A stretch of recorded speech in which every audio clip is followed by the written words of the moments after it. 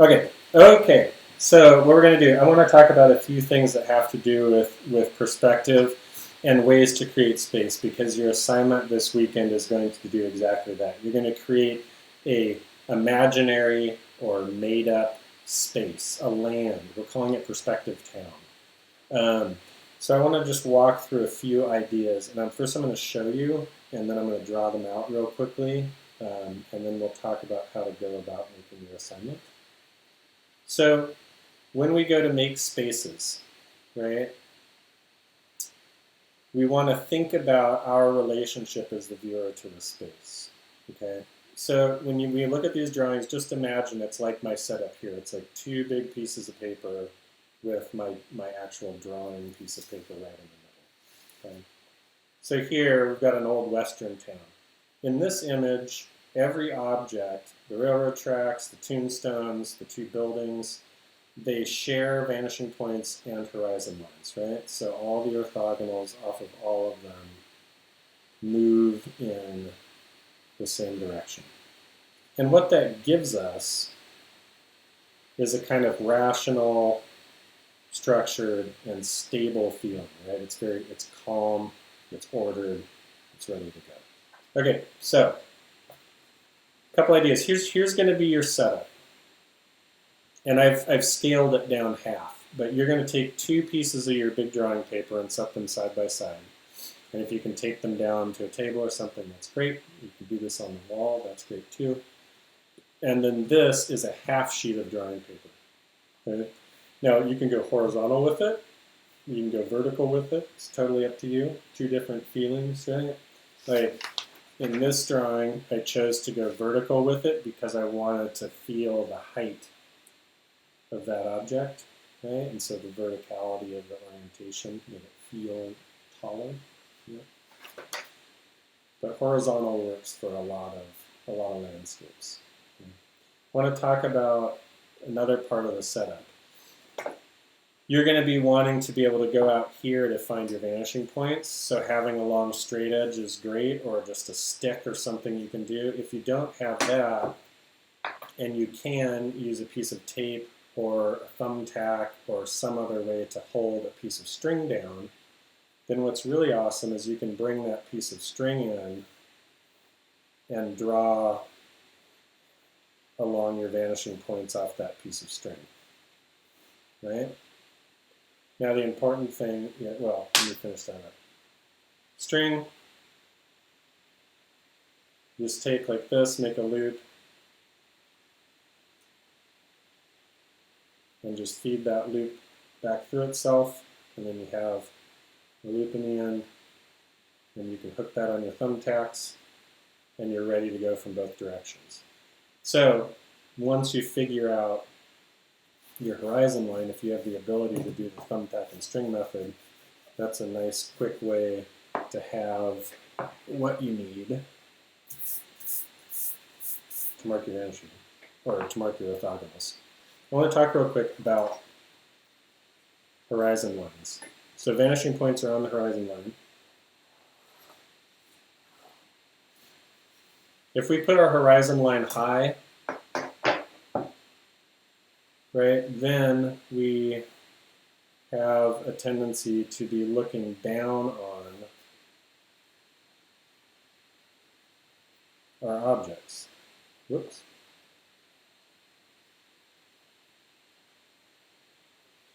And what this does is it gives me a lot of space to place things, right? It's like a big open landscape. Okay? If I put my horizon line low,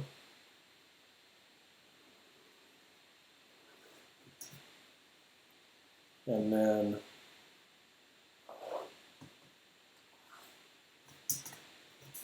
use vanishing points off of that,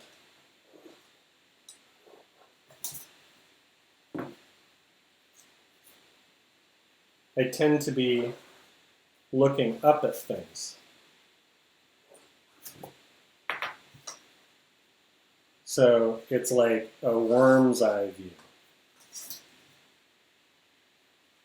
right? Things will be above me. So this would be like sitting on the sidewalk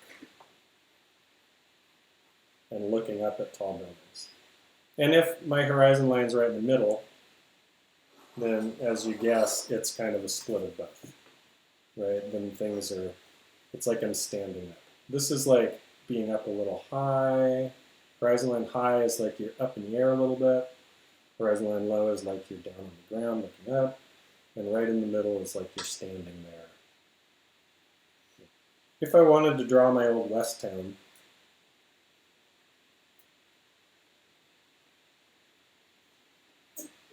I think I'm going to work with a pretty high horizon line. I'm going to go ahead and use my setup here with the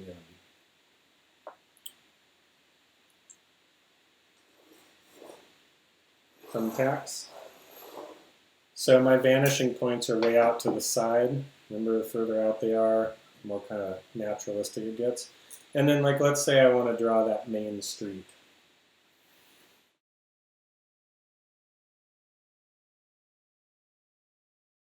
So here's my street. Now I'm going to go ahead and mark out those bits, because if I want to do this trick,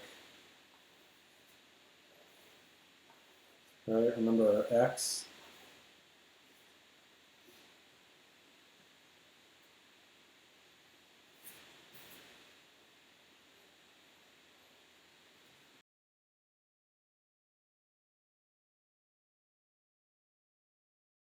okay. So what I want to do is establish first a leading edge, right? So I'm going to put a building right here. How far this leading edge of that corner of the building is away from the edge of my street, that's going to give me a sense of the setback. And so now, actually, let's do this. It's a tall building. Right, pretty easy, and I can just start to construct my world and start to throw in some buildings. Maybe there's the building over here that's like way close up in my vision, and it's just going to be blocking my view of the road right there.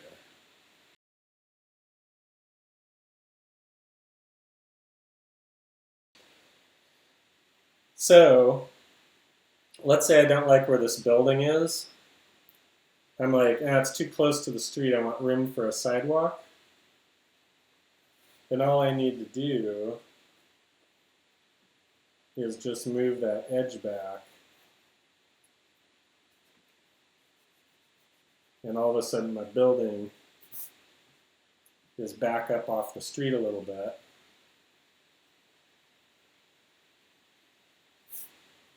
And I'll have room to throw in a sidewalk. Okay? So remember, if this is the route you take, remember that if I add windows to this building, the windows are going to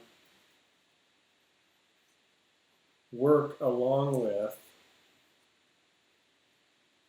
the same vanishing points as the sides of the building.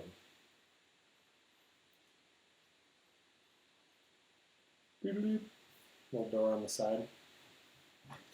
If, say, I wanted to add a roof to this building, that's easy. Yeah. So how do I know where that is? I know where that is by doing this, projecting that corner out in space. Now I just guessed at it and I happen to be right, but that's what happens when that's what happens when you do this kind of thing enough that you internalize what it means. So now, let's say I've got my whole town planned out and I'm feeling good about it, I like where everything is. Then I can start to go in and play around with those line weight ideas, right? Like where do what comes up as a heavy line weight, what's soft, what's not. And I can start to play around with the space by playing around with my line weight, right?